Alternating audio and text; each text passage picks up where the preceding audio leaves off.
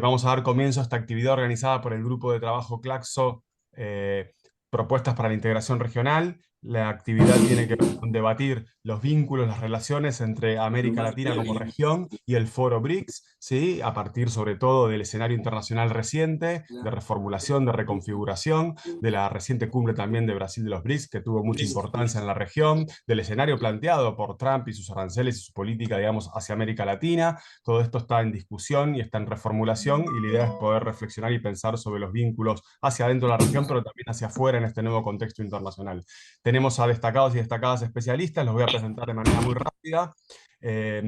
Por un lado, nos acompaña eh, Ariela Ruiz Caro, ¿sí? Ariela es economista, dedicada, digamos, a temas de economía internacional, especialista en comercio, en integración regional, fue asesora y consultora de la CEPAL, de CELA, ALADI, fue funcionaria de la Comunidad Andina, asesora en el Mercosur y se dedica a todos estos temas y es columnista en varios medios de temas económicos internacionales. Por otro lado, nos acompaña Eric Toussaint, que es doctor de Ciencias Políticas por la Universidad de Liege y la Universidad de París 8, es portavoz del Comité de Acción contra la Deuda, es miembro del Consejo Científico de ATAC, autor de numerosos libros sobre el Banco Mundial, organismos financieros internacionales, sobre deuda externa, un reconocido activista sobre el tema. Nos acompaña también, bueno, Claudio Katz, que es de Argentina, ¿sí? Ariela, bueno, es de Perú, perdón, Eric Toussaint es de Bélgica, Claudio Katz es de Argentina, es economista, profesor de la Universidad de Buenos Aires, creador del CONICET y miembro del colectivo Economistas de Izquierdas del EDI, y también un reconocido, digamos, analista político y económico internacional y regional.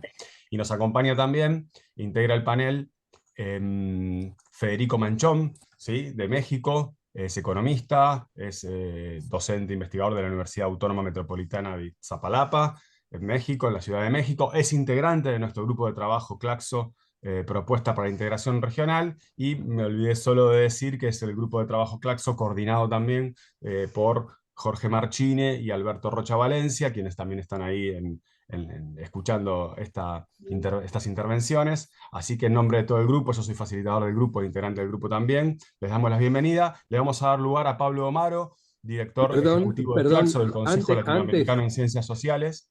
Así Antes, Pablo puede perdón. presentar y saludarnos.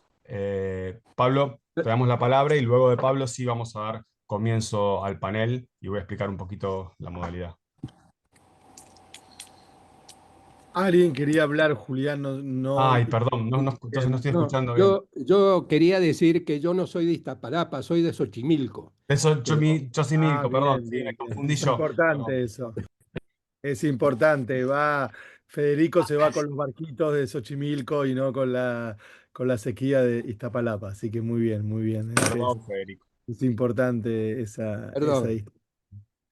Bueno, Pablo. no, de mi parte, bueno, muchas gracias Julián por esta presentación, por esta introducción. De mi parte, bueno, Pablo Omaro como director ejecutivo de Claxo, del Consejo Latinoamericano de Ciencias Sociales. Es una alegría, es un compromiso, también un honor, por supuesto, poder dar unas palabras iniciales. Lo mío va a ser un saludo breve inicial porque me parece cuando fui convocado, tanto por Julián, por, digamos, Alberto, a quien también saludo, y por Jorge, para dar estas palabras. Alberto, ¿cómo estás? Para dar estas palabras, nos pareció muy importante la actividad que están organizando desde el grupo de trabajo Claxo, justamente propuestas para la integración regional. Sin duda, creo que la integración regional latinoamericana y caribeña es una agenda pendiente, esto es una frase recurrente, pero sigue siendo una deuda, sigue siendo una agenda pendiente, quizás ahora transitando hacia los 200 años del Congreso Anfictiónico, que como ustedes saben, digamos, sucedió en junio de 1826 y estamos organizando diversas actividades hacia junio de 2026, justamente en Panamá, o en el actual Panamá, en ese momento no lo era, en el actual Panamá, donde se realizó ese congreso. Digo, esta fecha también sirve un poco para poder reflexionar y para poder pensar propuestas hacia cuál es la integración latinoamericana, o cuál es la integración, mejor dicho, que América Latina, el Caribe necesitan, ¿sí? En este escenario de reconfiguración geopolítica mundial, de un mundo multilateral que se reconfigura o que se transforma aceleradamente, ¿sí? Y sin duda también incorporando a los BRICS, porque bueno, los BRICS con la figura de Brasil, hay algunos también, algunos, algunas intuiciones o algunos atisbos de que quizás México podría incorporarse a los BRICS y eso ya reconfiguraría todo el mapa latinoamericano y caribeño, inclusive en relación a Estados Unidos. Pero digo entonces, reflexionar cuál es el posicionamiento, qué posicionamiento necesita una América Latina y un Caribe más integrados ante una geopolítica en constante transformación. Creo que la discusión quizás hace unas décadas era más una discusión de bloques regionales y de integración regional y hoy en día mutó o debería cambiar y creo que, que esta actividad muestra eso sin duda con los destacadísimos panelistas y digamos intelectuales que están aquí participando, muestra que ha mutado hacia no solo la necesidad de una integración regional y de una, digamos, conformación de un bloque más unido para enfrentar, por ejemplo, al norte global, sino que también el posicionamiento de América Latina ante la geopolítica en transformación, es decir, ante este mundo multilateral que se va reconfigurando. Creo que es fundamental poder pensar justamente en en esas reconfiguraciones o en esas miradas hacia la integración regional. Por supuesto, bueno, saludo, ya saludé a los tres coordinadores de este grupo de trabajo, saludo sin duda a Ariela, a Claudio, a Eric, a Federico y a todos quienes están aquí, muchos colegas, compañeros que vienen trabajando estos temas desde hace mucho tiempo, otros que se vienen integrando a estos espacios de Claxo también en los últimos tiempos. Quizás decir, Julián lo mencionaba al inicio, ¿no? Que esto creo que tiene esta actividad, seguramente pensada en ese marco, tiene como dos hechos que la van de cierta manera configurando o que la van, digamos, enmarcando, que es por un lado la reciente cumbre de los BRICS, sucedida en Río de Janeiro en julio pasado, si no me equivoco, ¿sí? El 6 de julio de este año, hace un mes, un poquito más de un mes, y también el Encuentro por la Democracia, que sucedió en Chile, que también tuvo una gran presencia regional y está pensado como un espacio también de integración regional y de instalación de agendas. Y nombro estos dos hechos, por un lado, por la significación que tienen en la geopolítica ahora interna, en la geopolítica de la integración regional latinoamericana y caribeña vinculada con la geopolítica, por supuesto, mundial, pero también porque, sobre todo, bueno, en ambos, ¿no? Pero era más esperable quizás en el encuentro por la democracia, por la agenda con la que fue convocada, pero inclusive en la cumbre de los BRICS, ¿sí? En la Carta de Río, ¿sí? Tiene un componente también social que avanza hacia cuestiones vinculadas con desigualdades, que avanza hacia cuestiones vinculadas con derechos humanos, que avanza en cuestiones vinculadas también con políticas antirracistas o antidiscriminación. Hay un párrafo que habla exactamente, cuando miro es porque estoy queriendo leer y ser lo más fiel posible al documento, ¿no? Que habla de la defensa de la igualdad, se pronuncia contra el racismo, contra la xenofobia, contra la intolerancia religiosa, los discursos de odio y también las campañas de desinformación o las llamadas noticias falsas o fake news, y lo que tiene que ver entonces con el uso, digamos, abusivo o distorsionado de las tecnologías de la información y la comunicación, inteligencia artificial incluida y una discusión también sobre la justicia algorítmica, sobre inteligencia artificial sin sesgos, en fin, una agenda que es amplia y que creo que todavía falta mucho por desarrollar y por profundizar, pero que no se restringe solamente a un bloque, en el caso de los BRICS estoy hablando, a un bloque comercial o a un bloque que contrapese geopolíticamente la pérdida de peso del atlantismo, ¿sí? La Pablo, pérdida relativa, ¿sí? ¿Alguien me dijo algo? No. Bueno, la pérdida de peso del atlantismo de Estados Unidos, de Europa Occidental, de la OTAN en esta reconfiguración multilateral o en esta reconfiguración de la geopolítica mundial. Entonces, desde Claxo estamos muy interesados como tema prioritario, también como uno de los temas que venía siendo abordado en los últimos años, pero creemos que en esta gestión que está iniciando y en los próximos años tiene que ser abordado mucho más en profundidad, que tiene que ver entonces con las transformaciones de la geopolítica en el mundo lateral, en el mundo multilateral, disculpen, en el que estamos viviendo, cómo se reconfiguran las alianzas continentales, las alianzas mundiales, cómo esto tiene que ver con contrarrestar el avance de las ultraderechas, con construir otro tipo de proyectos sociales y recuperar un pensamiento estratégico y prospectivo latinoamericano y caribeño, es decir, cómo la región se proyecta hacia los próximos años. Creo que eso es importantísimo al discutir la integración regional y entonces, en ese sentido, también pensar, bueno, integración desde dónde, uno puede decir no solo desde los estados, sino también desde los pueblos,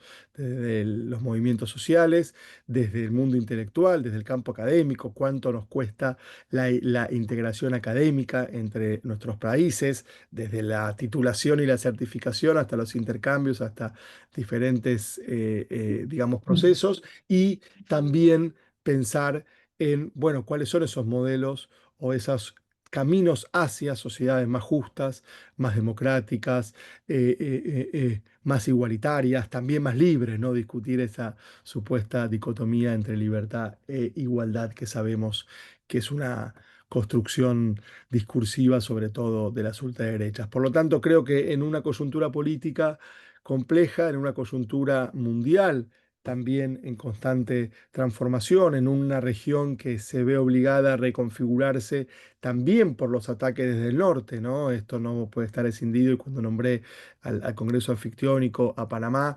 al injerencismo de Trump contra Panamá para arrebatarle el canal, pero también recientemente contra las condenas a Uribe en Colombia y a Bolsonaro en Brasil, es decir, un injerencismo en los sistemas judiciales y republicanos que, digamos, ameritaría una respuesta regional también a la altura de esos ataques y de esos injerencismos. Y por último, también estamos transitando hacia noviembre de este año a una nueva cumbre Unión Europea-CELAC. Entonces, cuando hablamos de integración regional en América Latina, sin duda que la CELAC no puede quedar de lado y creo que fortalecer, o al menos de los organismos realmente existentes, creemos que la CELAC es el de mayor proyección, es el de más perspectivas, es el más potente, es el que no tiene ninguna, digamos, ninguna exclusión, ¿sí? Que incluye a la totalidad de los países latinoamericanos y caribeños, y creemos que también fortalecerla es importante desde un sentido crítico, desde un sentido de un pensamiento crítico, emancipatorio, transformador, que justamente construya una integración regional desde los pueblos y desde, como decía yo, caminos o tránsitos hacia sociedades más justas, más igualitarias, más democráticas, que también tienen que ver con la justicia climática, con la justicia tributaria, que es algo que ahora volvió sobre el tapete. Y bueno, estando acá también Eric, creo que es importante que al menos, seguramente que él lo sabe mucho más que yo, por ejemplo, que en América Latina volvió a estar el tema de la justicia fiscal, de la justicia tributaria sobre la mesa, y creo que eso también tiene que ver con las deudas pendientes de la integración regional. De mi parte, decir que acompañamos esta actividad desde CLACSO, desde el Consejo Latinoamericano de Ciencias Sociales, que yo Hoy estoy como director ejecutivo, pero desde toda la red. Felicito al grupo de trabajo que la ha, digamos, organizado, y también paso el anuncio de que en pocos meses lanzaremos una nueva convocatoria al grupo de trabajo. Y bueno, por supuesto que esperamos que este grupo, con las reconfiguraciones y las innovaciones necesarias, continúe trabajando estos temas en la red de Claxo o en el marco del Consejo Latinoamericano de Ciencias Sociales. Les deseo una excelente actividad, un excelente debate, un excelente conversatorio. Lamentablemente yo no me voy a poder quedar conectado todo el tiempo, pero voy a estar lo más atento posible, y esto, como bien ustedes saben, va a quedar grabado y luego va a ser disponibilizado o subido a las redes sociales de Claxo y a Claxo TV. Así que de mi parte les felicito, les saludo con mucho afecto, con mucho respeto intelectual y con respeto político, y los dejo entonces continuar con Julián.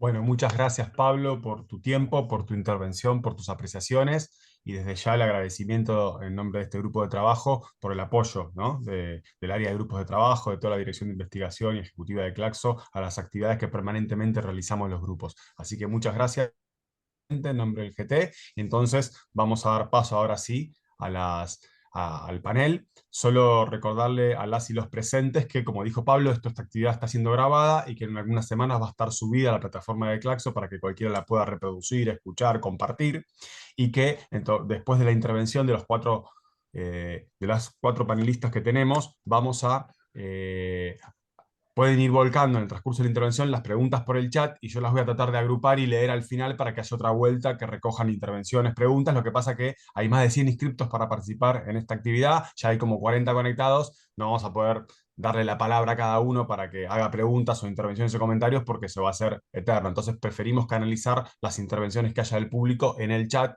y en todo caso yo las voy a revisar al releer para que los panelistas puedan responder, juntar, agrupar y responder y volver a intervenir. Entonces vamos a dar comienzo. Ariela, entonces, ¿sí? Yo ya presenté a las y los cuatro panelistas. Ariela Ruiz Caro, entonces comenzás vos, ¿sí? Te voy Sí, a avisar Julián, cuando te muchas falten 2 minutos, tenés muchas tus gracias. 15 minutos, ¿sí? Tratemos Sí, de cumplir el tiempo, así después puede haber una vuelta de intervenciones nuevamente. Bueno, damos dale, comienzo entonces, Ariela. voy a tratar de ajustarme lo máximo posible y bueno, gracias por la invitación. Me parece, como señalaba Pablo, que estudiar los BRICS en este momento, analizar sus declaraciones y su accionar sobre todo, es muy importante en este momento porque los BRICS se han constituido en una asociación estratégica fundamental en la disputa por la construcción de un mundo multipolar o policéntrico, como quiera llamarse, y por democratizar las instituciones de la gobernanza global. La dinámica de su crecimiento económico, el incremento de su participación en el Producto Bruto Interno Mundial y en el comercio internacional, su enorme población y dotación de recursos naturales, son factores que le han permitido posicionarse de forma crítica en el escenario internacional. Entonces, bueno, la mayoría de ustedes saben, pero los BRICS, como BRIC primero fueron creados en 2009, Sudáfrica se asoció un año después, y el único presidente que participó de los que están en este momento en la fundación de los BRICS en 2009, saliendo, digamos, o en pleno desarrollo de la primera crisis financiera y económica internacional del milenio, fue el presidente Lula.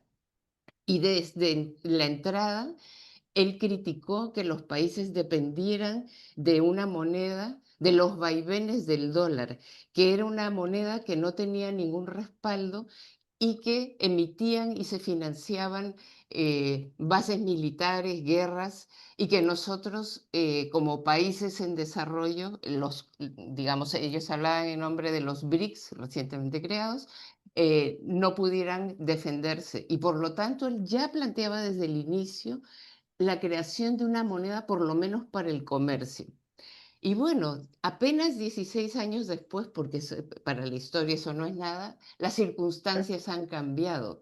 Y efectivamente, de parte de la primera potencia mundial, hay un abandono creciente del multilateralismo que lo inició Trump en su primer gobierno, en 2016, al retirarse de un conjunto de instituciones multilaterales, OMS, a la OMC no aprobó. Desde allí viene el estancamiento de los nombramientos para los jueces de los tribunales que definen las sanciones o definen, digamos, dudas en el comercio, el Tribunal de Apelaciones en la Organización Mundial del Comercio, pero se retiró de la UNESCO, de la Comisión de Derechos Humanos de la ONU, etcétera, etcétera, que Biden se reincorporó nuevamente a ellas, pero Biden se ha vuelto a retirar de ellas nuevamente, y un proteccionismo comercial que se limitó a China durante su primer mandato,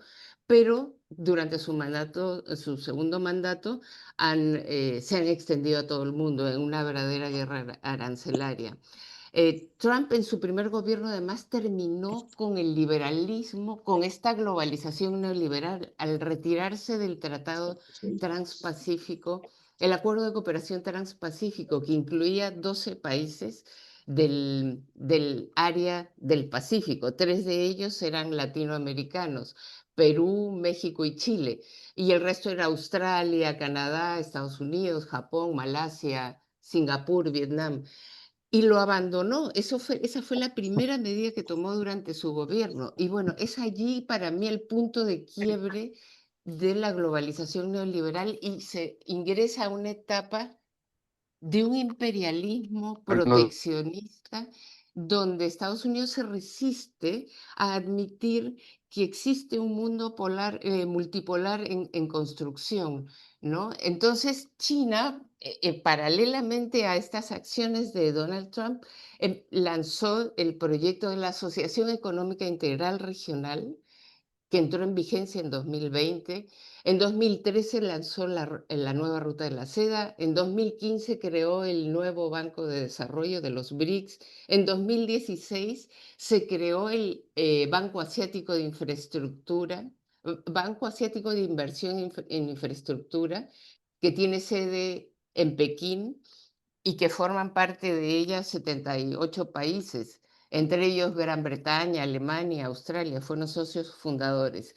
Entonces, paralelamente a este proteccionismo de Estados Unidos, China se abre con instituciones precisamente de libre comercio, ¿no? Paralelamente a estas acciones que les estoy mencionando, Estados Unidos vio disminuir su participación en el comercio internacional, en la economía internacional. Su Producto Bruto Interno representa en el total de la economía mucho menos, es una tendencia decreciente de su participación. Por otro lado, sus niveles crecientes de endeudamiento, que se han elevado en 50% desde 2020, son un peligro para la estabilidad de la economía internacional. Tiene un déficit fiscal en promedio durante el tiempo de Biden de 7.5%. Esto ha hecho que los países se deshagan de los bonos del Tesoro de Estados Unidos, que reduzcan sus reservas, el dólar de sus reservas internacionales en los bancos centrales, y que adquieran oro, y por lo cual el oro ha llegado a niveles que rozan los $3.000 la onza Troy, que es algo que jamás, desde que se tienen registrados indicadores, nunca ha alcanzado estos niveles. Entonces, bueno, a Jerome Powell e inclusive Elon Musk y el Fondo Monetario Internacional han advertido que el déficit presupuestario de ese país y su deuda suponen un riesgo creciente para la economía global. Por lo tanto, esto es un verdadero problema, y eso hace que los bancos centrales en el mundo, en promedio, hayan disminuido sus niveles de tenencias de dólares de 72% en 2002 a 58% en 2024. Ustedes dirán que no es mucho, pero yo diría que es una barbaridad, la velocidad con la que han disminuido. Y yo creo que la mayoría de los gobiernos del mundo, aunque no todos lo expresen abiertamente, consideran que la actual globalización financiera es precaria y que se sostiene en una ruma de papeles que imprime el Tesoro estadounidense sin mucho respaldo. Y bueno, esa es la situación. Entonces, lo que ha sucedido a la vez es un incremento del uso de las monedas locales en el comercio. China, Rusia, Japón, India, Arabia Saudita y otros países emergentes no solo diversifican sus reservas al desprenderse de los títulos, sino que usan sus propias monedas en el comercio bilateral. Por ejemplo, Rusia y China realizan el 90% de su comercio en rublos o en yuanes, Rusia con Irán, Rusia con India. Otros evitan el dólar vía el trueque, es el caso de Irán y Tailandia, que intercambian alimentos por petróleo, o el de Pakistán, que ha autorizado el trueque con Irán, Afganistán y Rusia. En fin, los países tratan de dejar de utilizar dólares en su comercio, por lo menos. Y lo mismo ha tenido lugar en la Asociación de Naciones del Sudeste Asiático, en la ASEAN, que tiene su sede en Indonesia. Ellos anunciaron en septiembre de 2023 un plan para desdolarizar su comercio transfronterizo. No se trata de no utilizar el dólar para el turismo, ni para otros miles de fines, ni para compras por internet, ni eso. Simplemente es para desdolarizar su comercio transfronterizo y no depender del dólar. Y este proyecto tiene similitudes con el convenio de pagos y créditos recíprocos de la ALADI, que América Latina lo tuvo en los años 80, en la época de la crisis de la deuda. Tiene cierta similitud. Hoy nosotros no queremos saber nada de esto porque América Latina, lamentablemente, eh, digamos que predominan gobiernos de derecha, aunque no son todos, pero hay un riesgo de que esta presencia se incremente, con lo cual es difícil hablar digamos, asociaciones de cámaras de créditos recíprocos y pagos como fue el ALADI. Bueno, ¿y cuál ha sido la respuesta de Estados Unidos? Sabemos que Trump primeramente amenazó con poner aranceles de 100% a los países que osaran desprenderse del dólar en el uso de su comercio internacional. Y bueno, y que con eso estarían muertos. Por supuesto que esas son, no sé qué otra palabra usar que bravuconadas, pero esa es la palabra que encuentro. Y esto lo redujo a 10% 2 días antes de la última cumbre de los BRICS en Río de Janeiro, donde dijo que impondría 10% de aranceles a todos los países que osaran alejarse del dólar y se acercaran a las políticas de los BRICS. Pero bueno, nada de esto ha ocurrido. Por el contrario, los BRICS han aumentado en miembros y el nuevo Banco de Desarrollo concita interés de los países y siguen sumando nuevos socios. Por ejemplo, este año Colombia y Uzbekistán se asociaron al nuevo Banco de Desarrollo. Bueno, el retorno del proteccionismo es más agresivo. Como señaló Pablo, la injerencia de Estados Unidos en la gestión del Canal de Panamá, en querer hacer de Canadá el Estado 51, en querer apropiarse de Groenlandia, son actitudes muy prepotentes y sobre todo la imposición de aranceles a Brasil. Hasta 50% han llegado de la mitad de las partidas arancelarias con pretextos, utilizándola como arma geopolítica, ¿no? Porque el Supremo Tribunal de Justicia de Brasil hace un juicio contra Bolsonaro, que intentó dar un golpe de Estado, o porque Brasil sanciona a las empresas norteamericanas de redes sociales porque difunden fake news o porque hacen tráfico de tratas de mujeres, etcétera, etcétera. O sea, cada país tiene una legislación y Brasil exige que se respete esa legislación. Entonces Trump dice que eso es un atentado contra la libertad de expresión. Bueno, y Lula dice, si no les gusta, que no vengan. Entonces, bueno, y lo otro es, que es una mentira, el otro argumento es que tenían déficit comercial negativo con Estados Unidos, lo cual no es cierto. ¿no? Entonces, eso de decir que el juicio de Bolsonaro es una casa de brujas, que el hijo que es diputado, el hijo de Bolsonaro que es diputado, está en Brasil haciendo lobby para sancionar a Brasil y perjudicar a sectores empresarios, trabajos, etcétera, es realmente, como lo ha dicho Lula, traición a la patria, porque esa no es una medida válida, digamos. Hay una disputa, todos pensamos distinto y eso está muy bien, pero no es posible ese tipo de acciones, ¿no? Y en el caso de India, el haberle impuesto 50%, un arancel adicional de secundario al 25% que ya tenía India, con lo cual suman 50% también por comprar petróleo a Rusia. ¿Y qué es lo que esto es como un tiro a los pies, porque lo que ha hecho es que Lula ha generado un sentimiento, no sabemos cuánto dura, pero sí de respaldo a la actitud soberana de Brasil, ¿no? Y bueno, y entonces India se ha acercado a China, ha tenido reuniones con China, con Rusia, y digamos, esa posición que India tenía de ser miembro del Quad, que es una agrupación militar, digamos, entre Estados Unidos, Australia, Japón e India, eh, pues la arrima a los brazos de los BRICS.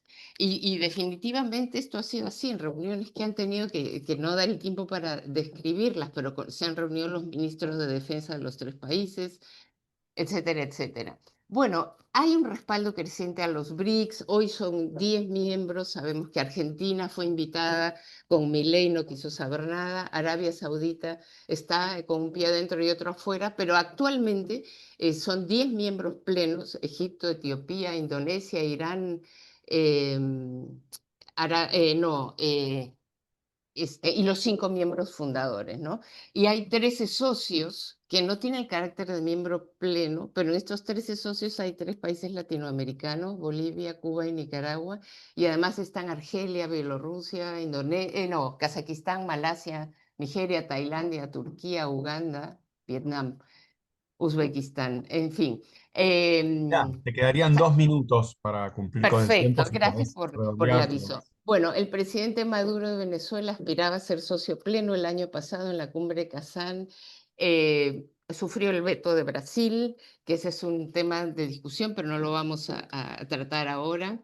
Pero este año, en la cumbre de Río, estuvieron presentes los presidentes Yamandu Orsi de Uruguay, Boric de Chile, el canciller de México, y lamentablemente Petro ofreció estar, pero no pudo estar porque se le renunció la canciller y hubo una crisis interna que no le permitió estar.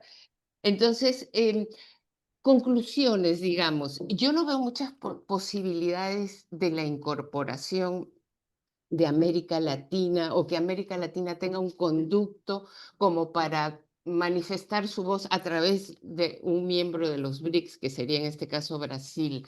Em, no están dadas las condiciones, no están los países latinoamericanos dispuestos a comprarse las presiones que implica acercarse a los BRICS. Aunque no es descartable que en un futuro cercano y quizás con alguna realidad política interna lo intenten. Es verdad que México se acerca. De hecho, les acabo de decir que en la última cumbre mandó al canciller. Pero estos procesos son largos, pero definitivamente las propuestas, yo creo que si bien no hay un canal de comunicación con los BRICS, como se pretendió hacer en el marco del G20 con los países latinoamericanos que son miembros, con los BRICS lo veo todavía mucho difícil, porque un poco difícil, porque hay toda una cuestión de karma alrededor de los BRICS, ¿no? Pero ellos simplemente lo que buscan es democratizar la gobernanza global, porque si representan en conjunto el 22% del PBI mundial, sí, en 2006 representaban el 22% y hoy representan el 32%, no tienen el mismo poder de voto en el Fondo Monetario Internacional ni en el Banco Mundial. Entonces, esta representación es muy injusta porque esa es la verdad. Entonces, ellos van a seguir con incentivando el comercio transfronterizo en monedas locales, y el punto central aquí es el debilitamiento del dólar, y a eso es a lo que debemos estar atentos, ¿no? ¿Qué hace? ¿Cuál es el rol del BRICS? Que creo que es muy importante justamente por estas propuestas que tienen de crear un tema paralelo al SWIFT, por ejemplo, estas cosas que las han dejado latentes todavía para no desviar la atención de democratizar las instituciones de gobernanza global y no crear mecanismos alternativos. Pero sí, lo que sí se mantiene es el propósito de continuar utilizando monedas locales o digitales a ser creadas en su comercio transfronterizo. Bueno, yo cierro con esto y les agradezco la atención. Muchas gracias a vos, Ariela. Damos entonces paso a la palabra a Claudio Katz. Claudio, tenés tu tiempo. Bueno, muy bien, muchas gracias. Buenos días, buenas tardes. Es un gusto estar con todos ustedes. El primer punto es en mi opinión, es el diagnóstico de los BRICS. Yo creo que concentran los grandes cambios de la época y observarlo nos permite entender gran parte de lo que está sucediendo. Hace 20 años eran vistos apenas como un ámbito de oportunidades de inversión, un ámbito de discusión de patentes, un momento de euforia neoliberal, de veneración del tercer mundo. Bueno, habría un clima de integración a la globalización. Esto quedó sepultado con la crisis financiera del 2008. La idea en general de los BRICS de lograr una mayor incidencia dentro del FMI, lograr lugares en el Consejo de Seguridad de las Naciones Unidas, empezó a enfriarse. La pandemia acentuó esta tendencia, hubo un desengaño por la posición dura de los países occidentales frente a la pandemia. Después vino la fractura de la globalización y terminó afianzándose la multipolaridad, es decir, un escenario de mayor dispersión del poder.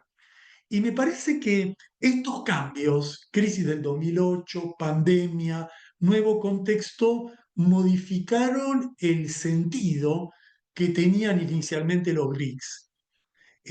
Había un intento de reformar los organismos internacionales para mejorar la participación en ellos, y se pasó a una estrategia de comenzar a construir instituciones propias.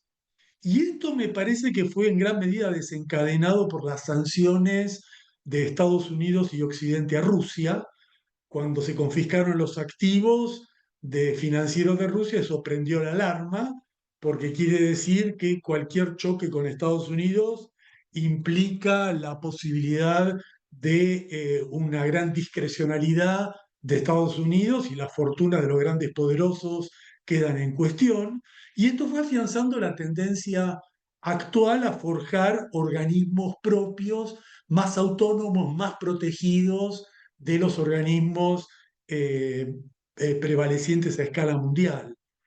Y este escenario es el que estamos transitando en los últimos años. Los BRICS comenzaron a hacer reuniones anuales de 3 miembros, pasaron a 5 miembros, luego consolidaron su perfil, empezaron a atraer más integrantes. Actualmente ya han duplicado y tienden a triplicar sus integrantes, y esta atracción de los BRICS es bastante ilustrativa del cambio de época. Me parece que hay que ser muy crudos en el diagnóstico interno. El dominio económico interno de los BRICS es claramente está en manos de China. China ejerce un predominio productivo total sobre el contexto de los BRICS, y apunta lo ve como un instrumento de consolidación de la ruta de la seda.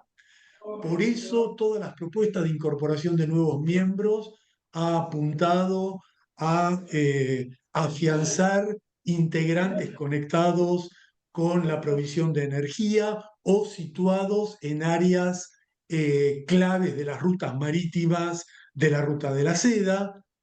Por eso es tan clave la búsqueda de atraer a Arabia Saudita.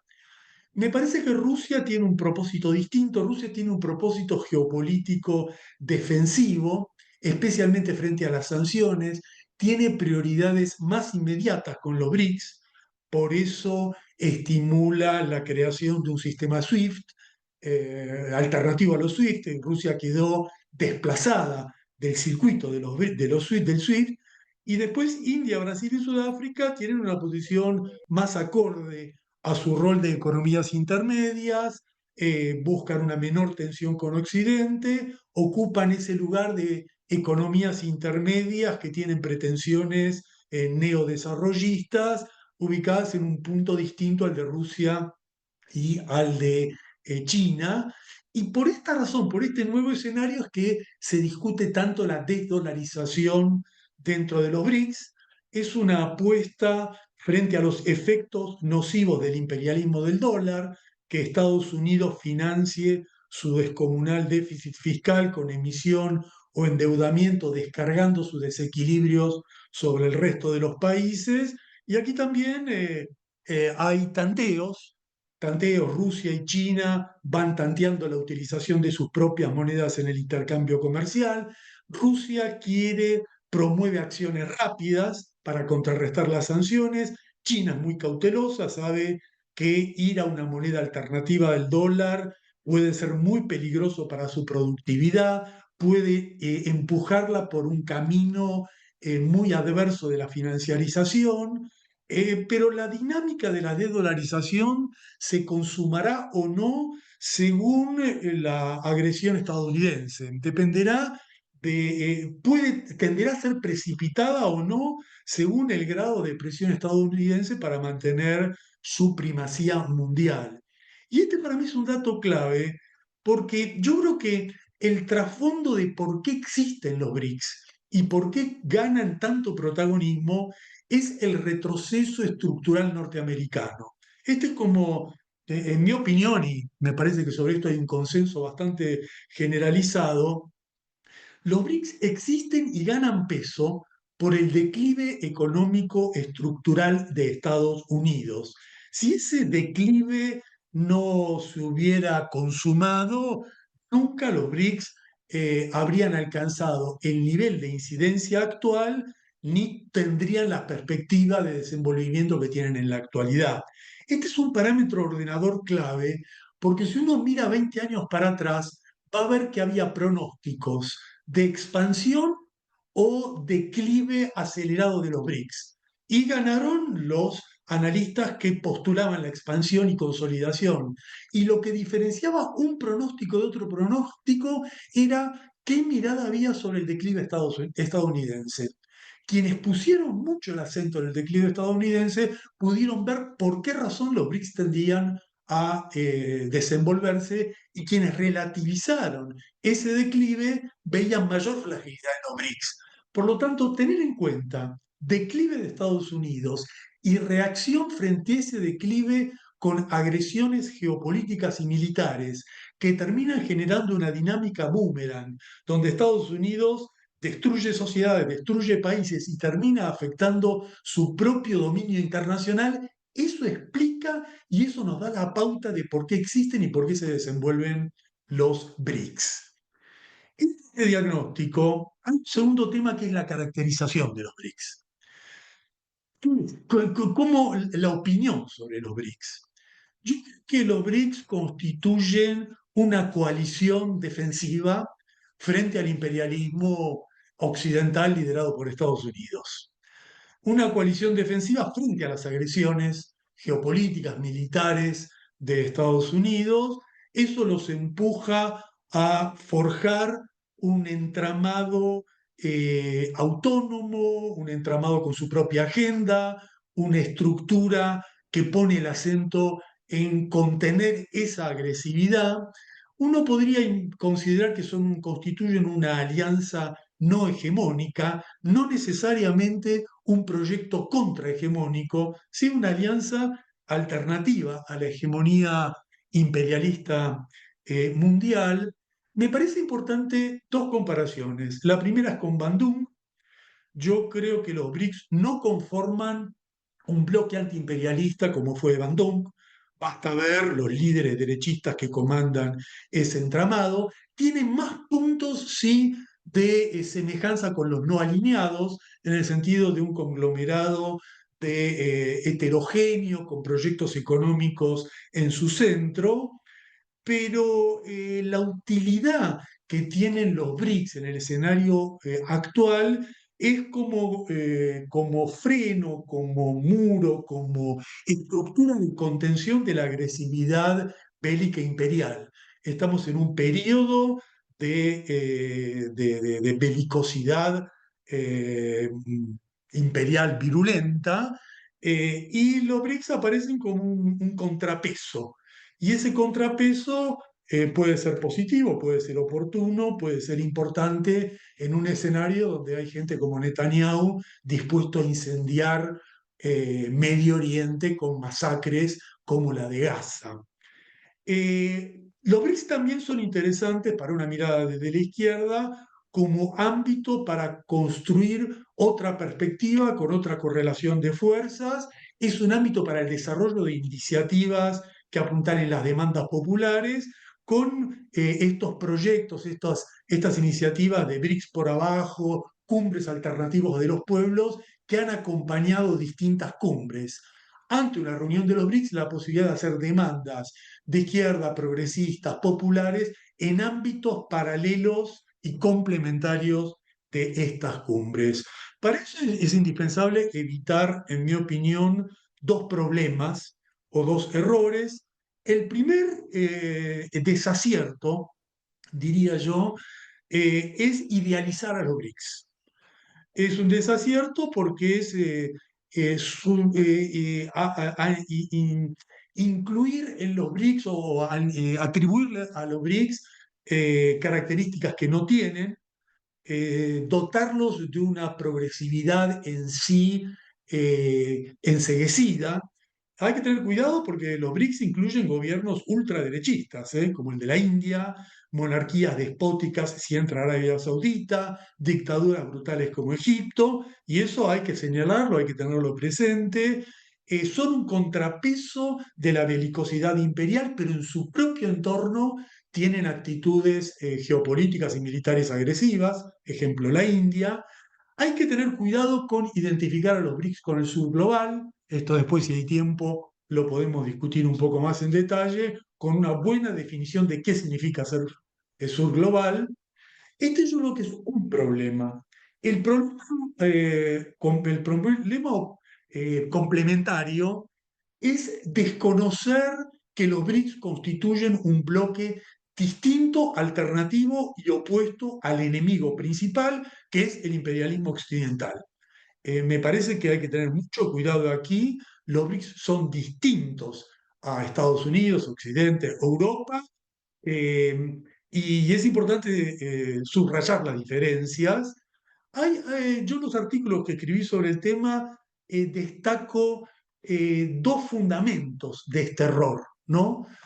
Un fundamento de este error de suponer que BRICS y Occidente son lo mismo, es imaginar de que son lo mismo porque están entrelazados en estados y clases dominantes, transnacionalizadas que hoy en día son lo mismo. Bueno, esta era una idea de los años 90 que me parece que ha quedado muy obsoleta, no explica el antagonismo entre China y Estados Unidos, no explica la aparición de Trump, no explica el proteccionismo. Esto supone que hay una clase capitalista mundial al estilo de cómo se imaginaba la globalización desde miradas de la izquierda de hace 20 años, ha perdido la capacidad de comprender el mundo actual. Y me parece que también es igualmente erróneo suponer de que son lo mismo porque son dos bloques capitalistas equivalentes. Ojo, esta es la discusión sobre China y sobre si China y Estados Unidos son iguales.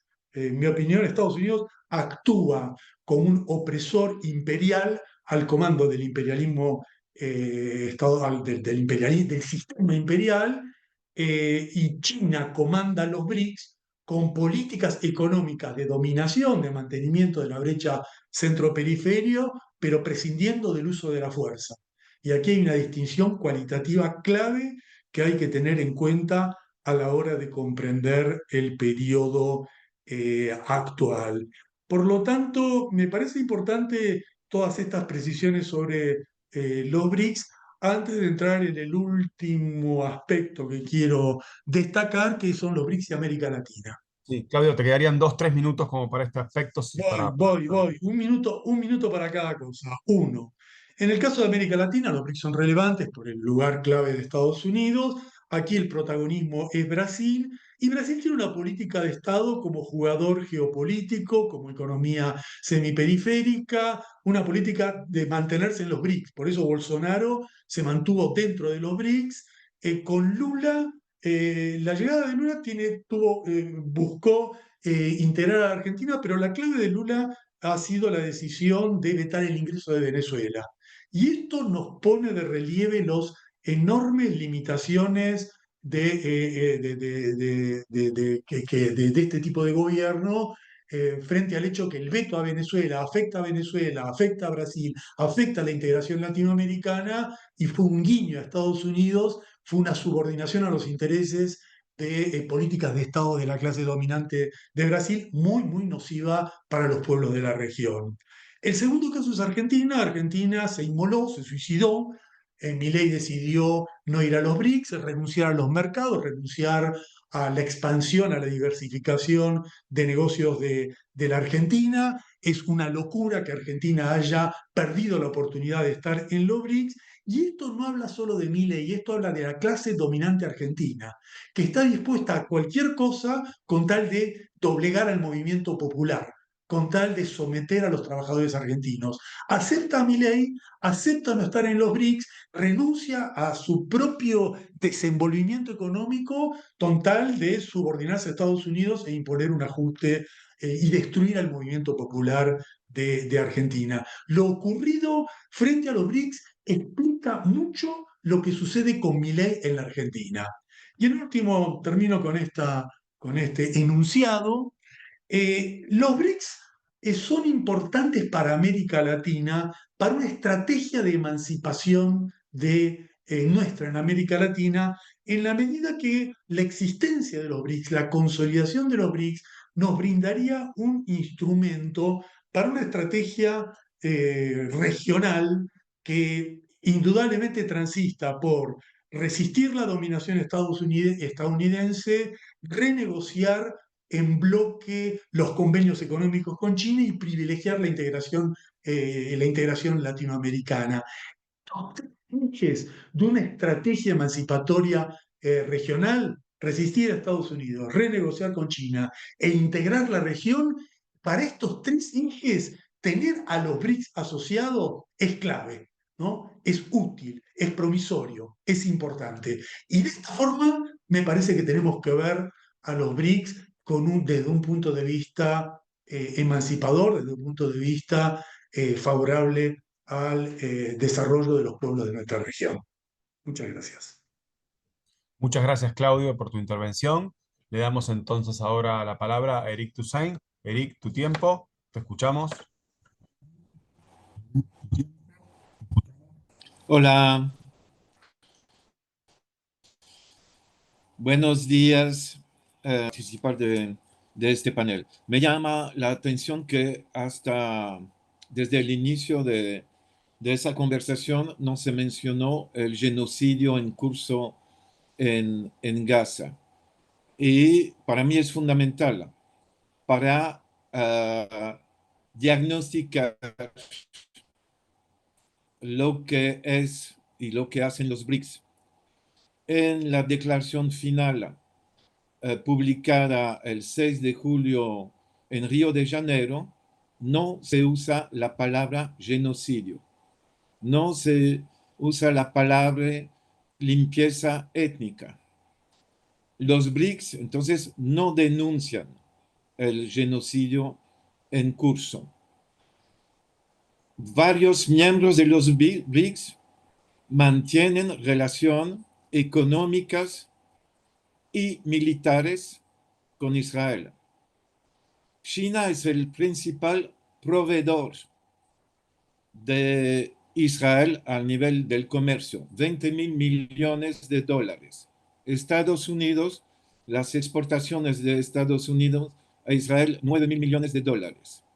Rusia abastece Israel en petróleo, en carbón y en cereal. Brasil también comercia con Israel, incluso a nivel de armamento. Se anunció terminar con un contrato con Israel porque Brasil había decidido comprar 36 lanzadores de obús, no sé cómo lo dicen en español, obús. Y bueno, nadie habló en esta discusión BRICS, que son los Emiratos Árabes Unidos, un pequeño país que tiene relación sumamente estrecha con Israel y Estados Unidos, un país en el cual hay una base militar de Estados Unidos, una base estratégica con los F-35, los F-16, los AWACS, etc. Los Emiratos que están con Israel y Arabia construyendo una vía terrestre para enlazar el Golfo de Dubái con el Mediterráneo a través de Arabia hasta el puerto de Haifa en Israel. Y eso incluso en competencia con la nueva ruta de la sede de China. Los Emiratos están más en alianza con Estados Unidos que en los BRICS, pero son miembros plenos de los BRICS y operan en la región. Ocuparon el archipiélago de Socotra al norte de Adén, un lugar estratégico para el comercio del petróleo, con Israel militarmente. Pero no en muchas informaciones dadas sobre los BRICS, como se quiere ver a los BRICS como la alternativa, no se ve o se esconde esa parte de la realidad y eso me preocupa sumamente. Los BRICS están manteniendo relaciones comerciales y varios de ellos militares. La India tiene un comercio de 10.000 millones de dólares con muchos intercambios de armas con Israel. Indonesia utiliza Pegasus y otro sistema espías de Israel. Es decir, mi primer punto, los BRICS ni hablan de genocidio, ni toman la menor medida de sanción contra Israel. Eric, tenemos alguna dificultad para escucharte, por eso un poco tu conexión quizá. Se te enlentece y se te queda un poco fija la palabra. Por el boicot de Israel y romper los acuerdos. Y los BRICS no lo hacen. Corto la cámara entonces. Gracias. Y no duda en decir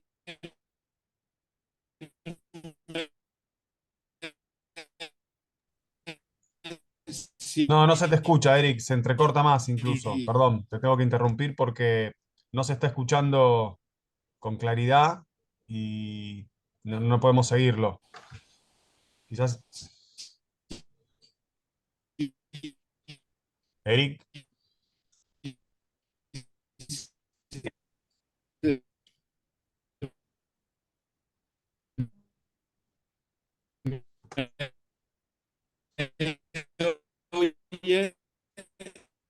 Eric, no, no se te está escuchando claramente. Te pedimos si podés retomar y a ver si hay posibilidad de mejorar la conexión tuya. que claro,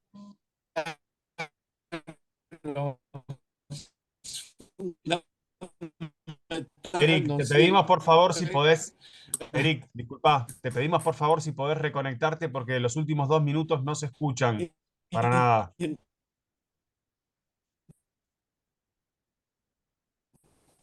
Intentar Eric, hablar y no lograr comunicar.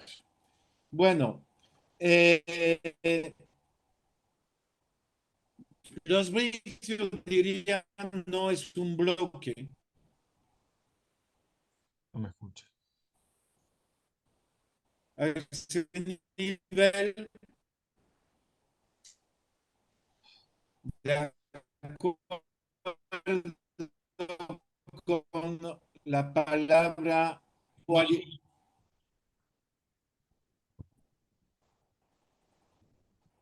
bueno, entonces, sí.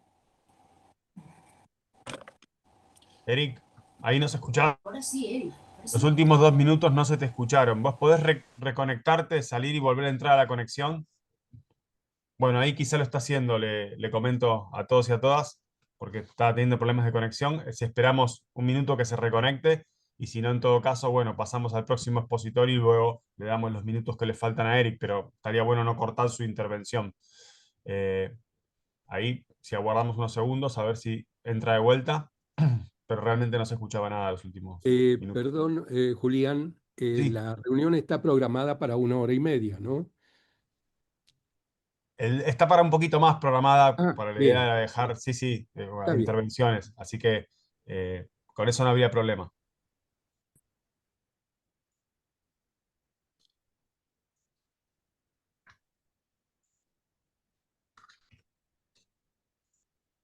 Bueno, a ver si está por el momento no está solicitando reconectarse. Jorge, vos.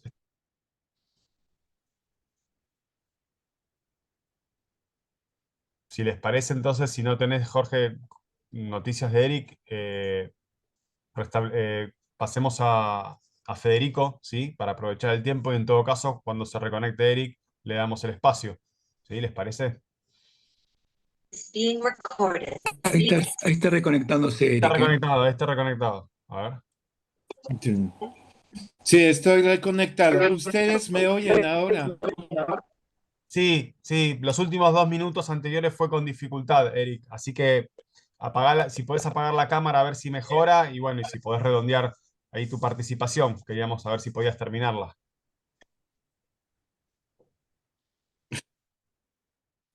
Ok. Bueno, yo decía que los BRICS podrían tomar medidas. No, no funciona. Córtalo, por favor.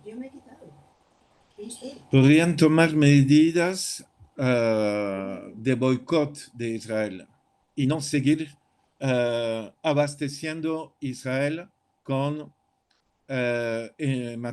materias energéticas que le ayuda a funcionar y a seguir funcionando normalmente.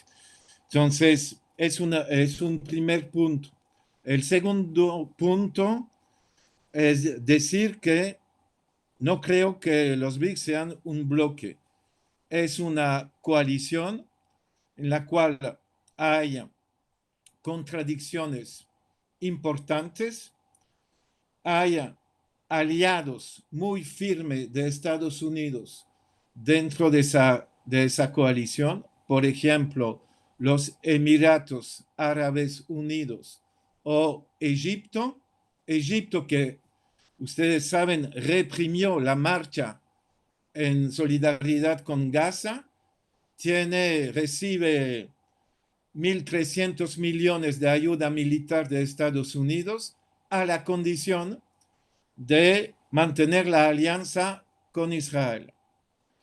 Y Egipto importando gas desde Israel. 15% del consumo energético de Egipto viene de Israel.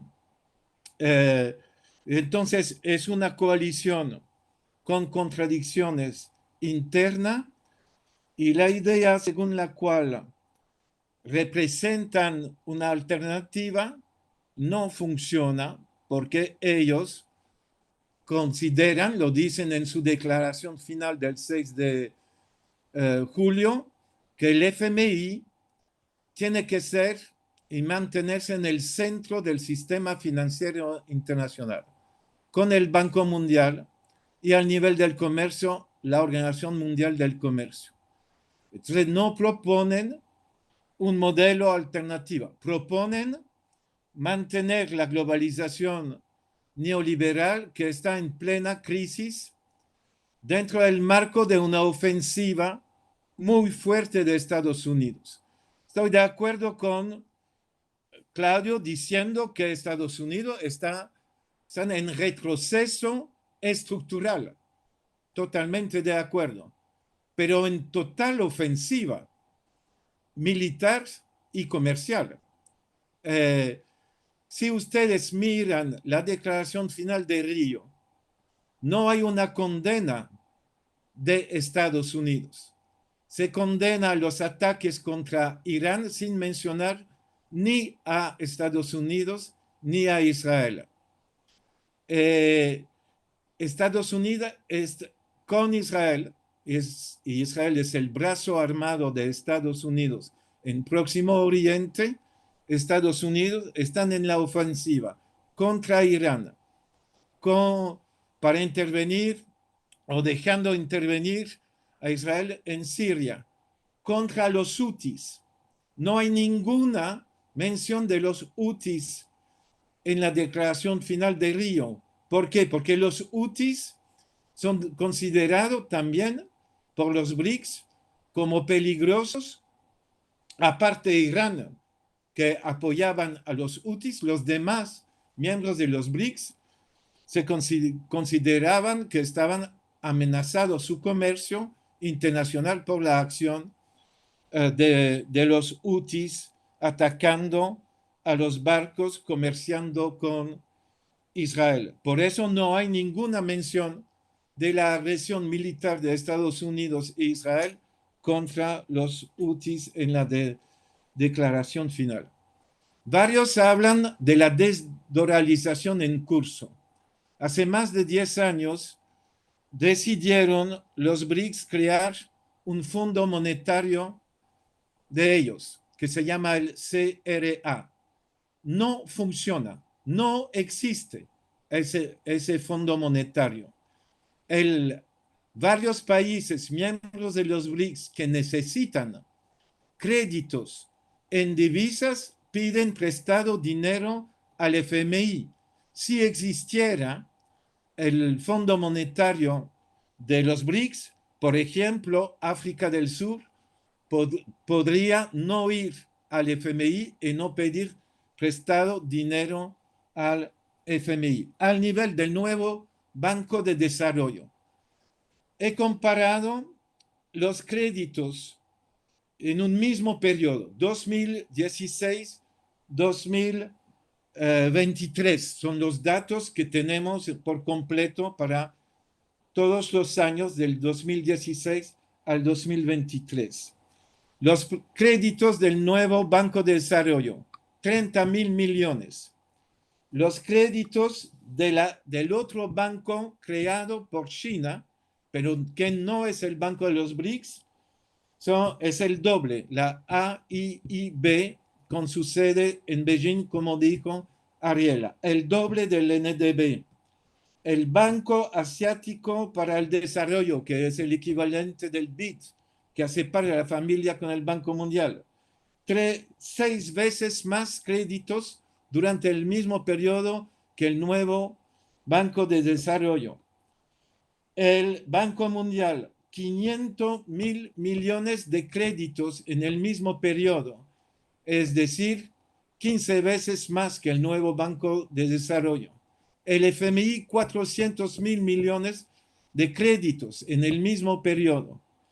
Y los bancos chinos, entre 700.000 millones y 1.000 millones de, perdón, 1 millón de dólares. Es decir, más de 30 veces los chinos, vía sus propias agencias de financiamiento, otorgaron 30 veces más créditos. Entonces, por favor, hablar del nuevo Banco de Desarrollo y del Fondo Monetario de los BRICS como algo en gran progreso o en progreso no corresponde para nada a la realidad.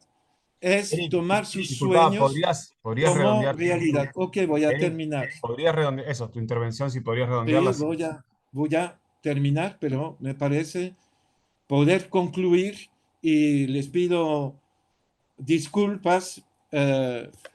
Yo quería tomar como último ejemplo porque estamos hablando en parte a participantes que radican en Argentina y en general en América Latina.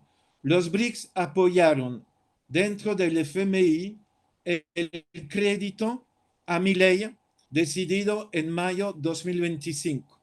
Hubo un voto unánime en la dirección del FMI para, yo diría, ayudar políticamente a Milei frente a las elecciones de octubre. Y eso va a tener una repercusión importante en la elección de octubre. Y al mismo tiempo, China confirmó el acuerdo, el credit swap por 5.000 millones de dólares y apoyó dentro del FMI ese crédito a Argentina. ¿Ustedes piensan que es la prueba de la existencia de una coalición contrahegemónica ayudando a Milei a superar la crisis económica que está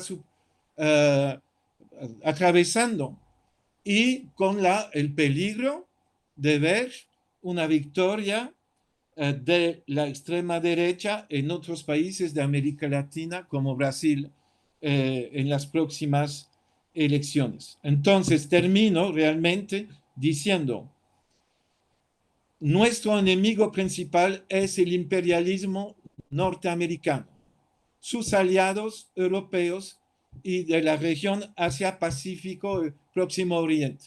Es evidente. Pero tomar sus sueños de la necesidad de una alternativa por la cual apostamos, pero considera que eso, los BRICS constituyen el inicio de esa alternativa, están desdolarizando cuando el nuevo Banco de Desarrollo están otorgando 75 de sus pequeños créditos en dólares y se financia en emisiones de bonos en dólares, es equivocarse profundamente. Necesitamos una verdadera alternativa a partir de las fuerzas de izquierdas reales y de los pueblos en condiciones sumamente difíciles y no tenemos efectivamente que idealizar a los BRICS. Muchas gracias y mis disculpas por las dificultades técnicas. Muchas gracias a vos, Eric, y bueno, por suerte se pudieron solucionar y pudiste retomar tu intervención, así que gracias. Bueno, le damos paso entonces a Federico Manchón, es la última de las 4 intervenciones, después vamos a reponer las preguntas que surgieron en el chat para que tengan una segunda vuelta de intervención más, puedan retomar alguna de esas preguntas o algún comentario entre ustedes. Gracias. Adelante, Federico. Sí, bueno, muchas gracias a los organizadores y por supuesto a los participantes, a los otros participantes en nuestro evento. Yo creo que hace falta un poco ordenar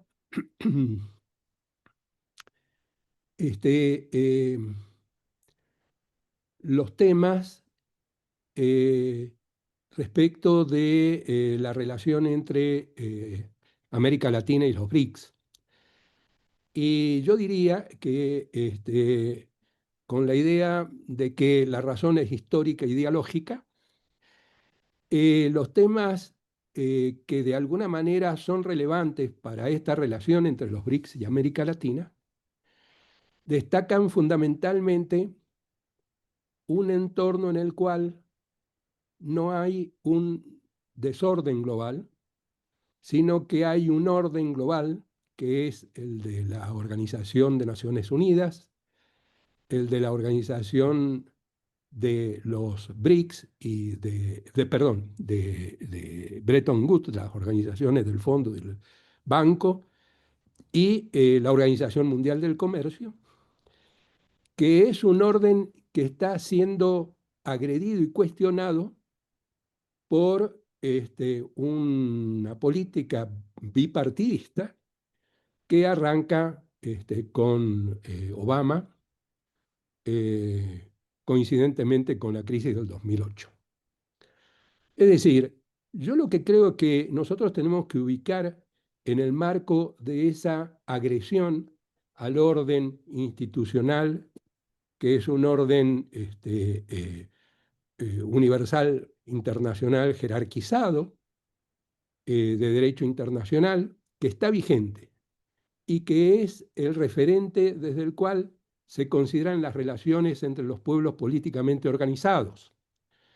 Es frecuente, ese es el caso, por ejemplo, de Toussaint, que identifica la lucha de los pueblos en contra del capitalismo. Pero en realidad los pueblos no son una categoría que se refiera a los pueblos, sino que es una categoría de clase y tiene que ver con la configuración de los sistemas, los regímenes políticos con los que los pueblos se dan una identidad política en el mundo. En ese sentido, yo creo que la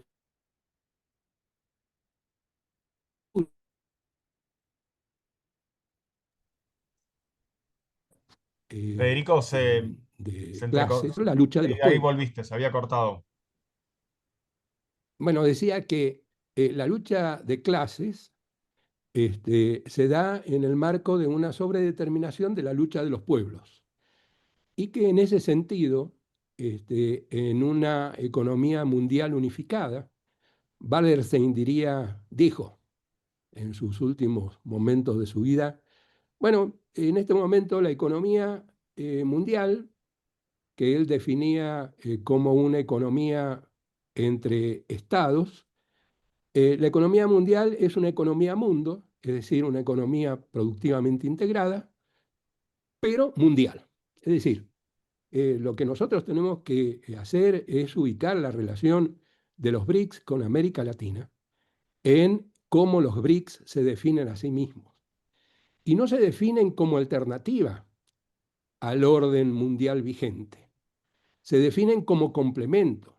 Se definen como una coalición de pueblos políticamente organizados, con regímenes, como aquí se dijo, algunos progresistas, algunos socialistas, algunos autoritarios, algunos no democráticos, pero que de alguna manera cuestiona el orden jerárquico establecido por la Organización de Naciones Unidas. Y como una coalición, un grupo, se formulan como complemento del orden agredido por la política bipartidista que de alguna manera indujo la desglobalización en la que estamos viviendo. En ese sentido, yo creo que los temas acerca de las condiciones de definición de los regímenes políticos a nivel de cada uno de los estados de los miembros de los BRICS y a nivel de cada uno de los estados de América Latina y el Caribe deben realizarse sobre la base de la dependencia del conflicto entre pueblos políticamente organizados. Yo creo que pensando en América Latina, la CELAC integra formas de organización bastante parecidas, con cambios importantes en los gobiernos y con distintas adhesiones a las distintas fuerzas fundamentales en la economía mundial y en la política mundial. Pero desde el punto de vista de América Latina, tenemos que encontrar un común denominador, y yo creo que aquí se nombró, y a mí me parece que es correcto, a la CELAC como el común denominador para que la CELAC se pronuncie acerca de las relaciones de América Latina con los BRICS. Y por parte de los BRICS, lo que a mí me parece es que hay una actitud sumamente abierta y de defensa del orden mundial vigente, que en este momento está siendo agredido por Estados Unidos y sus aliados. Y en el caso de América Latina, por un proyecto neomonroísta, que a mí me parece que todos los países de América Latina, incluyendo aquellos que no son progresistas ni de izquierda, deben considerar como una limitación a una relación internacional abierta y completa con todos los países del mundo, incluyendo, por supuesto, a todos los países de los BRICS. En ese sentido, yo creo que coincidiría en muchos casos con algunas de las propuestas que hicieron Katz y que hizo Toussaint, pero lo haría con una ubicación jerárquica en los temas que estamos tratando, que tuviera en cuenta el predominio de esta contradicción que a mí me parece fundamental para caracterizar la situación no geopolítica, sino la situación geoestratégica, en el sentido de que la diferenciación entre las relaciones económicas y políticas, las económicas como relaciones no conflictivas y las políticas como relaciones conflictivas, lo cual tiene que ver con una definición limitativa de las disciplinas de relaciones internacionales y de economía internacional, pero que no vienen a cuento en este momento. Lo importante es que tanto en una como en otro tipo de calidad de relaciones, las políticas y las económicas, hay un comportamiento estratégico. Y eso es definitivo para el prefijo geo, que implicaría que en realidad el conflicto internacional es un conflicto híbrido, en donde toda relación económica está sujeta a determinaciones políticas y toda relación política está sujeta a determinaciones económicas.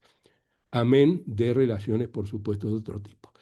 Bien, si eso es así, yo creo que centrar el tema, por ejemplo, que a mí me parece importantísimo y coincidiría plenamente con las demandas de Toussaint respecto de las relaciones con Israel, como limitativa o tarea fundamental de las relaciones de la CELAC con los BRICS y de cada uno de los integrantes de los BRICS con cada uno de los miembros de nuestra América, es colocar un tema secundario con todo lo significativo que es desde el punto de vista de la alteración de las condiciones de formulación, en realidad de la ilustración. Digamos, lo que está haciendo Israel, lo que está haciendo el sionismo en Israel es preilustrado. Pero ese es un tema secundario.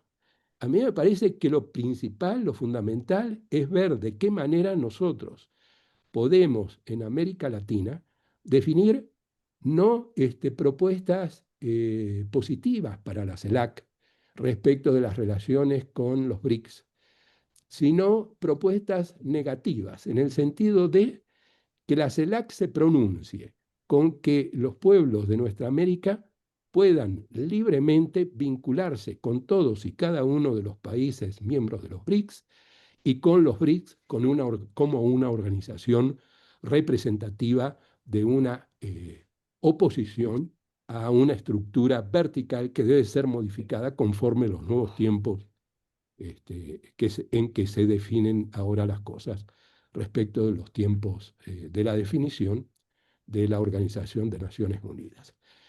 Ya varias modificaciones se han producido en ese sentido, pero a mí me parece que, como toda institución moderna, la Organización de Naciones Unidas establece sus propios procedimientos de modificación, que es lo que quiere de alguna manera suprimir como inhibición el imperialismo estadounidense. Entonces, la idea que a mí me parece fundamental es una vinculación de CELAC y de los BRICS en este momento sobre la base de una defensa del multilateralismo y del uso de los medios de revisión de la Organización de Naciones Unidas, y por supuesto toda su familia, y de las organizaciones de Bretton Woods y de la Organización Mundial del Comercio, el uso de los mecanismos de revisión a fin de corregir institucionalmente el descalce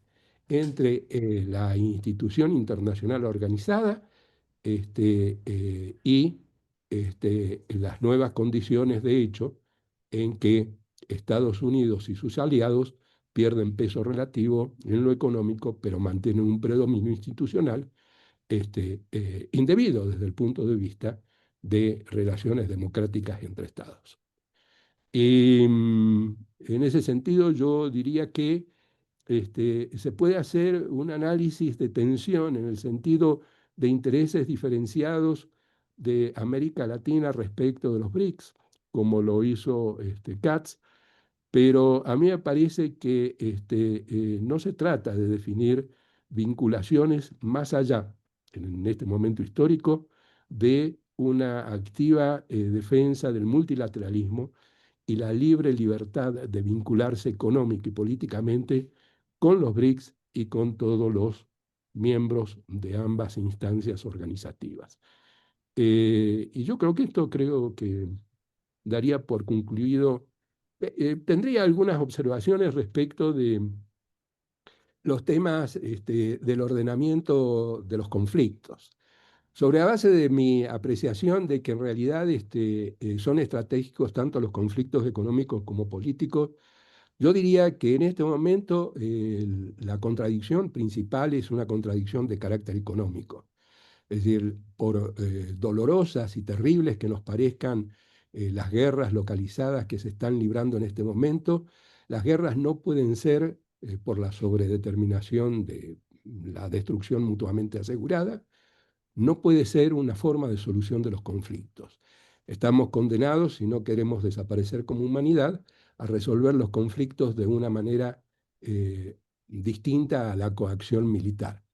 En ese sentido, tiene que deberse la solución de nuestras diferencias, debe deberse a procedimientos de tratamiento de los conflictos a través de formas no de coacción militar, no militares, no tenemos, que además, por otra parte, está establecido en la Carta. Es decir, la Carta establece la prohibición de la solución militar de los conflictos y la solución pacífica de las controversias.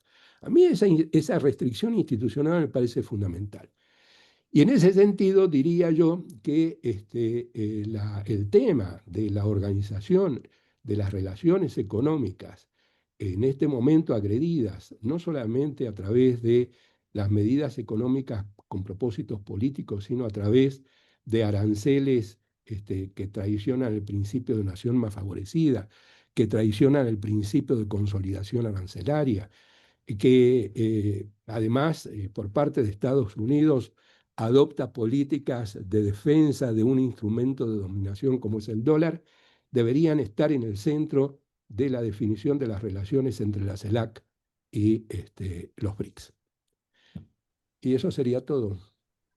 Muchísimas gracias, Federico, por cumplir perfectos minutos.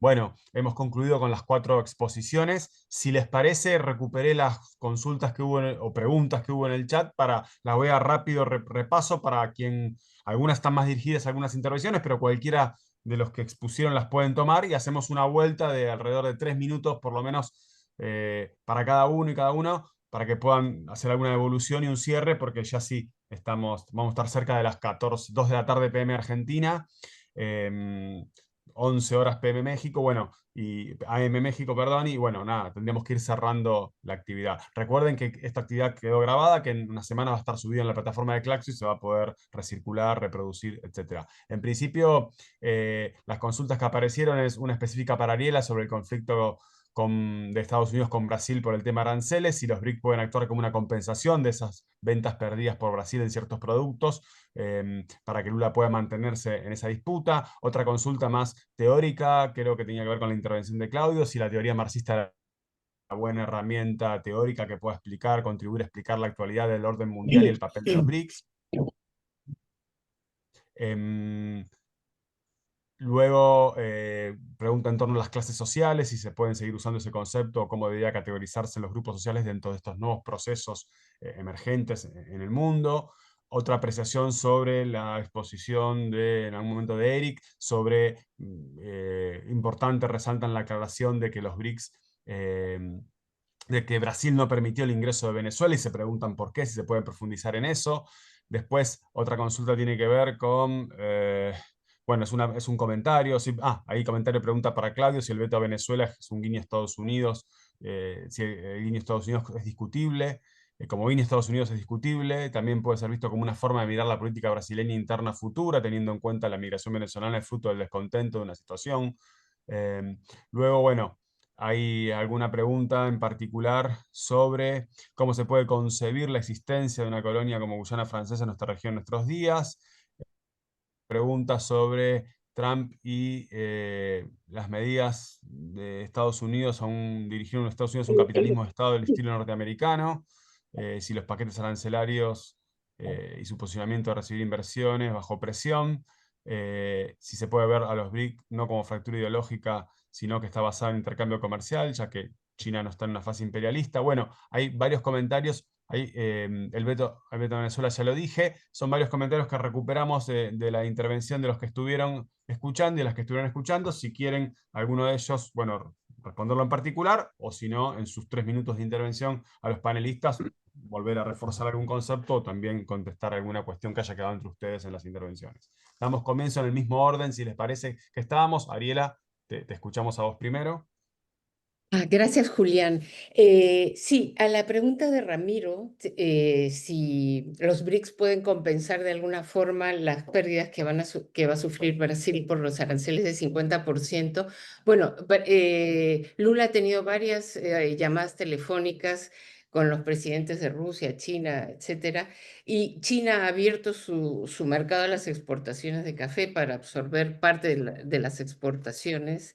Pero ayer Lula ha emitido una medida provisoria para dar una serie de beneficios a las empresas, como seguros, líneas de créditos por 5.500 millones de dólares, para apoyar a las empresas afectadas, para que no se produzcan desempleos. Pero además tiene una ley de retaliación que fue aprobada en abril y reglamentada después de la cumbre de los BRICS, donde puede, ya sin necesidad de aprobación del Congreso, imponer aranceles a Estados Unidos. Pero él ha dicho que no lo hará.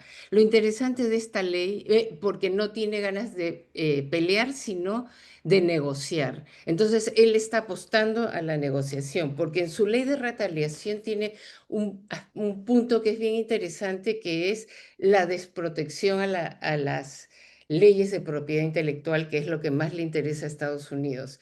Entonces, él básicamente amenaza con esto.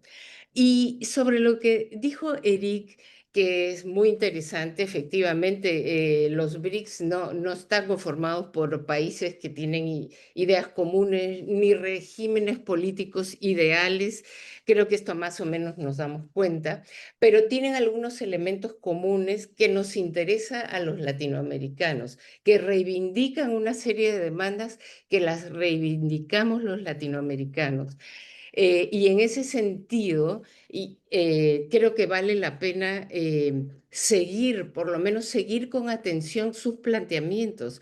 Creo que el hecho de que ellos digan que no quieren una nueva institucionalidad global, de la gobernanza global, o sea, mantener el Fondo Monetario, efectivamente mantener la OMC, fortalecerla más bien, el Banco Mundial, y bajo la Carta de las Naciones Unidas y el derecho internacional actuales, efectivamente.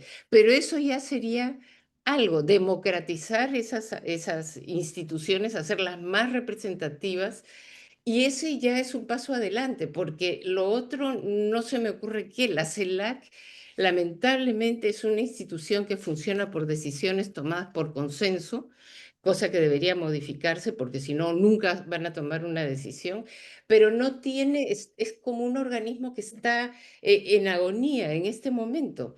Entonces, es complicado organizarse dentro de la CELAC. Idealmente sí, pero si no modifica su normativa de que todo lo que hace se toma por consenso, todo lo que es, digamos, no tiene carácter vinculante, pero digamos que es asumido como posición latinoamericana. Está en un posicionamiento débil. Igualmente, creo que los países latinoamericanos individualmente deberían por lo menos tener una posición de seguimiento, por decirlo menos, a los BRICS.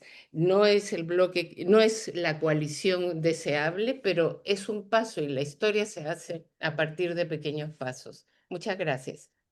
Gracias, Ariela. Claudio. No, la pregunta sobre por qué Brasil, Lula adoptó esta actitud de marginar a Venezuela de los BRICS, yo creo que hay muchas causas. Una causa fueron las presiones de Estados Unidos, a las cuales Lula se sometió. Otra es la política de Itamaraty, que quiere tener muy alejado a Venezuela de cualquier participación, de cualquier demanda eventualmente radical en un contexto de los BRICS. Hay intereses económicos. Brasil juega en ese sentido a dos puntas, a una punta con el petróleo de Venezuela, otra punta con el petróleo de Guyanas. Lo importante es que Lula demostró al vetar el ingreso de Venezuela los límites del progresismo, los límites fuertes que tiene el progresismo, porque afecta a Venezuela, afecta a Brasil, afecta a la integración latinoamericana. Pero lo central no es solo la denuncia, no es solamente que digamos que no, es qué podemos hacer frente a esto. Y yo participé con muchas organizaciones en una carta pública a Lula demandando que revise esa actitud de rechazar, de veto a Venezuela. Y esto es importante porque indica una actitud frente a los BRICS. Nosotros podemos decir, bueno, como los BRICS tienen muchas limitaciones, decidimos no optar, no opinar, o una posición distinta es, no, frente a la actitud de Lula de vetar a Venezuela, exigir una revisión de su conducta. Son dos posturas distintas, yo creo que la mejor es la segunda porque es activa, permite actuar frente a los hechos. Y esto vale también para el caso de Argentina. Yo quiero recordar que en el 2023 hubo un debate en la izquierda argentina. Argentina estaba por entrar a los BRICS. En ese momento, Alberto Fernández había viajado a Rusia, estaba abierta esa posibilidad y hubo un debate en la izquierda argentina. Hubo sectores en la izquierda argentina que dijeron que no había que entrar a los BRICS. Y la idea de no entrar a los BRICS era porque en los BRICS estaba China y como China, la misión de esta corriente es opresora de la Argentina, si Argentina entraba a los BRICS, eso iba a reforzar el sometimiento de Argentina a China en el marco de los BRICS. Bueno, un año después, Milei adoptó una posición convergente con esa postura que fue que la Argentina no ingresara a los BRICS. Entonces, ojo que cuando discutimos estos temas, no solo estamos diagnosticando, caracterizando, evaluando, sino que estamos adoptando posiciones políticas. Y el tercer elemento que quiero señalar, que me parece importante, es el tema de Gaza. Yo mencioné al pasar el tema de Gaza y lo considero gravísimo. Me parece esencial que en cualquier reunión de cualquier tipo, de cualquier tema, hablemos de Gaza, aunque sea 10 segundos, hay que hablar de Gaza. Es la tragedia mayor, es inadmisible, es la barbarie, es la masacre, es un genocidio. Pero aquí yo diría tres cuestiones rápidas. La primera, los BRICS no han denunciado el genocidio de Gaza, pero no son los culpables del genocidio de Gaza. Ojo con este detalle. Los culpables del genocidio de Gaza son Israel y Estados Unidos. Los BRICS no son partícipes del genocidio, son inconsecuentes, son pasivos, pero no son los responsables. Primero hay que establecer una diferenciación clave. El enemigo principal, el que causa la masacre, es Estados Unidos de Israel. Rusia, China, etcétera, tienen una actitud vacilante, timorata, pasiva, criticable, negativa. Pero ojo, primero hagamos esta diferenciación. Segundo tema, hecha esta diferenciación, quizás vamos a hacer una comparación con la Segunda Guerra Mundial. Netanyahu es Hitler en este momento. Está haciendo una masacre igual que la que hacía Hitler. Estados Unidos apoya la masacre, sostiene la masacre de Estados Unidos, es parte de esa coalición, sería el eje, sería Japón, Italia, Alemania nazi, ellos son los enemigos principales. Y en el otro campo podríamos colocar a los BRICS, ¿no? Como en la Segunda Guerra Mundial, a la Unión Soviética, Estados Unidos, Inglaterra, Francia. Había un enemigo principal, que era Hitler. Hay un enemigo principal, que es Estados Unidos e Israel. Y el bloque opuesto, es un bloque inconsecuente, como era inconsecuente Inglaterra y Francia. Recordemos que Hitler fue Hitler porque Inglaterra y Francia se negaron a frenarlo a su tiempo. Entonces, esto nos permite ubicarnos en cada plano y terminaría con esto. Los BRICS no son un bloque en el tema Gaza. Sudáfrica se ha opuesto a la masacre, ha demandado sanciones y es el que en la Corte Penal Internacional impuso esta demanda que lo tiene a Netanyahu perseguido. Sudáfrica no tiene la misma actitud que China o que Rusia. Y esto es importante, termino con esto, esto es importante para el caso nuestro, porque una posición parecida o convergente con la de Sudáfrica la tiene Colombia y Venezuela en América Latina, que impulsan sanciones, ruptura de relaciones diplomáticas y una actitud firme frente al genocidio de Israel. Y Venezuela es candidato a entrar a los BRICS y Colombia está ahí dando vuelta. Entonces, esto es interesante porque tenemos un ámbito en el cual plantear los problemas. Y ese ámbito no es estrictamente la reunión de los BRICS, sino son las cumbres paralelas o complementarias de los BRICS. Caso concreto, en la reunión de Río hubo una reunión organizada, complementaria, por la Tricontinental y por el Movimiento de los Trabajadores Sin Tierra, donde se demandaron sanciones contra el genocidio, ¿no? Donde se planteó lo que todos estamos postulando, que es una actitud firme frente al genocidio de Israel en Gaza. Bueno, hubo un ámbito donde hacer ese planteo, y ese ámbito fue la reunión que organizaron en el momento del conclave de los BRICS las organizaciones populares de Brasil, el MST, la Tricontinental. Entonces, esto nos permite tener una estrategia práctica, una política específica para hacer llevar nuestros planteos en el escenario actual. Gracias, Claudio. Eric, 2 minutos y luego Federico, porque a las 2 p.m. de Argentina tenemos que cerrar el panel. Sí, sí. Bueno, a partir de lo que acaba de decir Claudio, yo diría a ese nivel, Claudio, francamente, para mí es claro que se puede ir a Río y reunirse con el movimiento Los Sin Tierra, que es absolutamente una fuerza fundamental. Pero imaginar que eso tiene realmente una incidencia sobre la política de los BRICS, creo que no deberías abundar en esa ilusión, porque vamos a tener esto con la COP en Belém, donde se va a organizar también un supuesto foro social de diálogo, pero la COP30 va a seguir en la misma lógica de la COP 27, 28, 29. Y habrá el G20 en Sudáfrica en noviembre también. Entonces, son los gobiernos progresistas que son en el G20, que siguen en el G20, que van a organizar el diálogo con los movimientos sociales con los cuales son amigos, o habrá movilización desde abajo contra el G20. Y tú sabes muy bien que los BRIC apoyan no solamente el FMI, el Banco Mundial, hacer renacer la OMC, y dicen que el G20 es el lugar fundamental también a nivel de coordinación de estados, un G20 que no tiene ningún estatuto democrático, etc.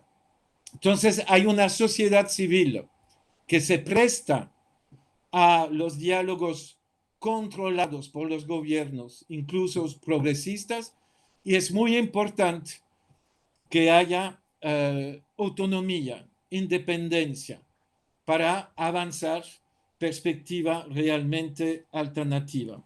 Segundo,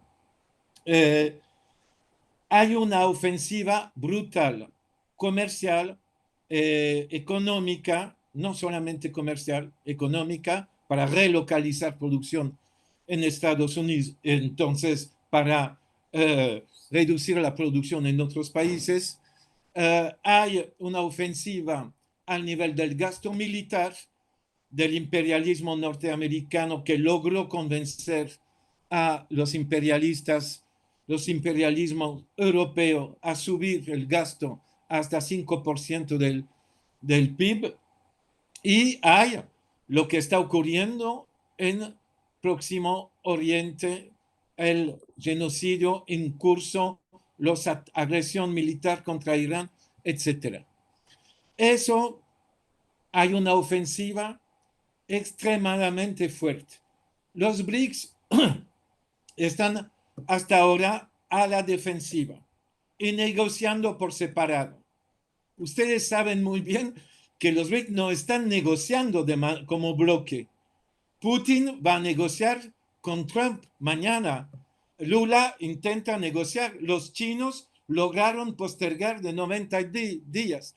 África del Sur, el gobierno que es acusado por Trump de genocidio contra los latifundistas blancos, porque hay medidas de nacionalización de tierras.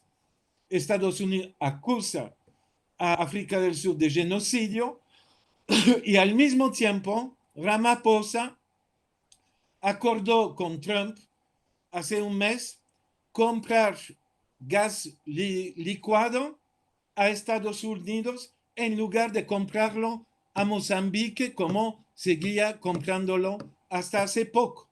Entonces, por favor, hablar de un bloque o de una coalición que tiene una visión contrahegemónica y que está organizando algo quizás lentamente, pero alternativa, por favor, eso no tiene nada que ver con la realidad. Sobre Venezuela y Lula, es claro. Sí, Eric, y si podés Lula, redondear con esto último, así le damos a Federico sí, la Lula palabra, por quería favor. no